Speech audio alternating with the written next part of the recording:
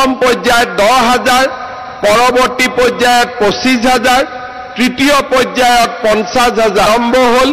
এতিয়া বাকি 125টা সমষ্টিত আমি বিধায়কসকলৰ লগত কথা পাতি আলোচনা কৰি এটা কৈ আমি সভা কৰি আপোনালোকক দি যাম আৰু যোৱা 1 এপ্ৰিল তাৰিখে এই আঁচনিটোৰ শুভ উদ্বোধন কৰিবলৈ পাই আমি গৌৰৱ অনুভৱ কৰিছো আই মাতৃসকলকো মহিলা উদ্যমিতা আঁচনিৰ চেক আপোনালোকক প্ৰদান কৰিবৰ বাবে মই ইচ্ছা প্ৰকাশ কৰিম পদ্ম হাজৰিকা ডাঙৰীয়াই মোক যিটো দিনেই দিয়ে সেই দিনটোতে আহি আপোনালোককো মই এই চেকসমূহ বিতৰণৰ মোৰ প্ৰতিশ্ৰুতি মই পুনৰ এবাৰ দোহাৰিছো যিমান মহিলা আত্মসহায়ক গোটৰ সদস্য আছিল সকলোকে 10,000 চেক দি থৈ আহিল এতিয়া আপোনালোকে মোক সুধিব যে বকুত কেতিয়া পাম পলাশবাৰীত কেতিয়া পাম হেমাংগ ঠাকুৰীয়াই মোক যিদিনাখনে মাতে সেইদিনাখনে পলাশবাৰীত পাব আৰু বকুত টংকেশ্বৰ বাই যিদিনাখনে মোক মাতে সেইদিনাখনে আপোনালোককো মই চেক বিলাই দিম ক'ত দিব চিএমে এনে কৈছে আৰু এই চিএমে মিছা কথা কোৱা মানুহ নহয় এই চিএমে যি কয় তাক কৰি দেখুৱায় আৰু 10,000 টকা নহয় 10,000 টকাটো ভাল কৰি ব্যৱহাৰ কৰিব অহা বছৰ গ্যাৰেণ্টি মই আপোনালোকক আৰু 25,000 টকা দিয়াৰ ব্যৱস্থা কৰিম হালত ব্যৱহাৰ কৰক মুৰ্গী ব্যৱহাৰ কৰক মৌমাখিত ব্যৱহাৰ কৰক পিঠা পনা বিক্ৰী কৰক কিবা এটা কাম কৰিব যি কৰে কিন্তু কিবা এটা কৰিব যাতে 10,000 টকাটো সৎ ব্যৱহাৰ কৰিলে অহা বছৰ মই আপোনালোকক আৰু 25,000 টকা কৈ দিব পাৰো মোৰ ওপৰত বিশ্বাস আছে নে নাই মানুহৰ ঘৰত ৰেচন কাৰ্ড নাছিলে আমি লাহে লাহে সকলো মানুহক ৰেচন কাৰ্ড দিছো আৰু 6 মাহত আৰু 6 লাখ পৰিয়ালক আমি ৰেচন কাৰ্ড দিবৰ বাবে সিদ্ধান্ত গ্ৰহণ কৰিছো আজি ৰেচন কাৰ্ডখন হ'ল আমি হস্পিটালত গলো 5 লাখ টকালৈকে বিনামূলীয়া সাহায্য আজি 5 লাখ টকালৈকে বিনামূলীয়া ট্ৰিটমেণ্ট আৰু ৰেচন কাৰ্ডত বিনামূলীয়া চাউল কিন্তু মই তাতে সন্তুষ্ট নহয় এতিয়া আপোনালোকৰ কাৰণে আমি কি সিদ্ধান্ত লৈছো যে যাৰ ৰেচন কাৰ্ড আছে তাক আমি ৰেচনৰ দোকানত বজাৰতকৈ 25 টকা কম দামত আমি আপোনালোকক 1 কেজি কৈ দালি দিয়া আৰম্ভ কৰিম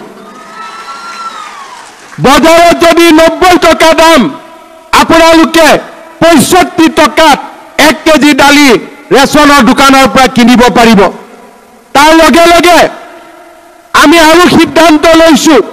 বজাৰত যদি চেনিৰ দাম 70 টকা আপোনালোকে ৰেচনৰ দোকানত 25 টকা কমত 45 টকাত আপোনালোকে 1 কেজি চেনি কিনিব পাব আজি নিমখ আমি 10 টকা কম দামত বজাৰতকৈ কম দামত আমি 1 কেজি নিমখ আপোনালোকক ৰেচন কাৰ্ডত লব দিবৰ বাবে আমি সিদ্ধান্ত গ্ৰহণ কৰিছো তাৰ মানে অৰুণোদয় ঘৰত আহিলে 1 কেজি ইলেক্ট্ৰিচিটিৰ দাম কমিলে 1 টকা দাম কমিলে আৰু লগতে আমি ধান বিক্ৰী কৰিলে 250 টকা সৰিয়হ বিক্ৰী কৰিলে 500 টকা 1 এপ্ৰিলৰ পৰা আমি বেছিকৈ পাম আৰু লগতে ৰেচন কাৰ্ডত এতিয়া অকল চাউল আমি নাপাওঁ এতিয়াৰ পৰা ৰেচন কাৰ্ডত আমি 1 কেজি দালি 1 কেজি চেনি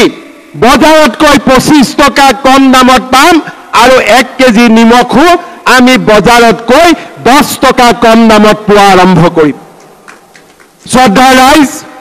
আজি আগতে কংগ্ৰেছে কেনেকুৱা কিবা কাম কৰিছিলে নেকি আপোনালোকৰ কাৰণে কংগ্ৰেছে কেতিয়াবা কৰিছিলে নেকি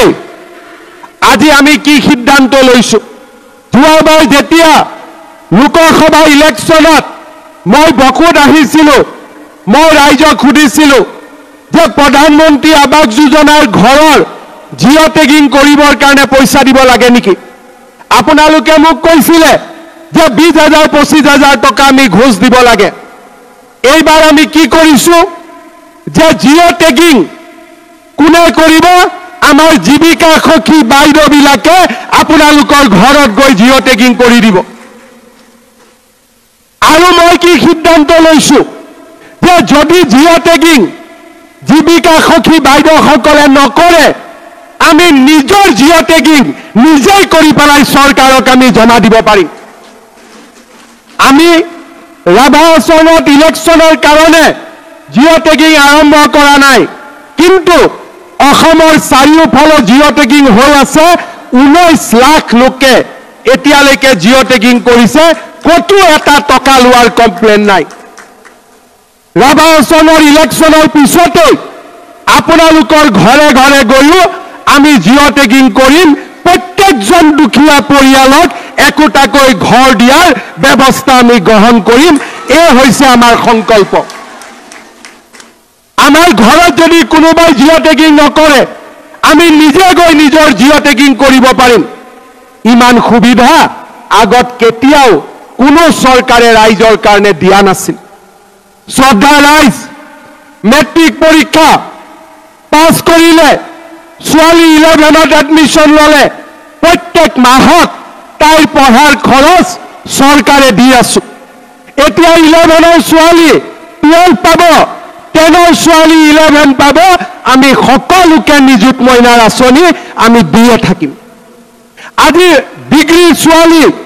দেউতাক মাকে পইচা দিব নালাগে, পোষ্ট গ্ৰেজুৱেট দেউতাক মাকে পইচা দিব নালাগে।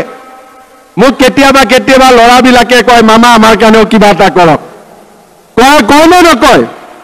সেইকাৰণে এইবাৰ আমি এটা সিদ্ধান্ত লৈছো, যিমান ল'ৰা BA পাছ কৰিব, চাকৰি ইণ্টাৰভিউ পইচা দিব লাগে, ইণ্টাৰভিউ দিব যাব লাগে। BA পাছ কৰা প্ৰত্যেকজন ল'ৰাক মই 1 বছৰৰ কাৰণে বেংকৰ একাউণ্টত 2,500 টকা কৰি প্ৰত্যেক মাহত দিয়াৰ ব্যৱস্থা কৰিম। যাতে কৰবাত ইণ্টাৰভিউ দিব যাব লাগে, দেউতাক মাকৰ পৰা পইচা খুজিব নালাগে। চৰকাৰে তেওঁলোকক মাহত 2,500 টকা কৰি তেওঁলোকৰ বেংক একাউণ্টত 1 বছৰৰ কাৰণে দিয়াৰ ব্যৱস্থা কৰিব। আগত কোন চৰকাৰে আঁচনি লৈছিলে আপোনালোকে চিন্তা কৰক। দেশত আমি শান্তি আনিলো, বোমা বিস্ফোৰণ নোহোৱা হ'ল,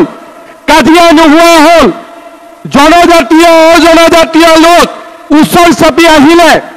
গোৰ্খা লোকসকলৰ সমস্যা আমি সমাধান কৰি দিলো। যিমানবিলাক আধাৰ কাৰ্ড নাছিলে সকলোকে আধাৰ কাৰ্ড উভতাই দিলো, আৰু তাৰ লগে লগে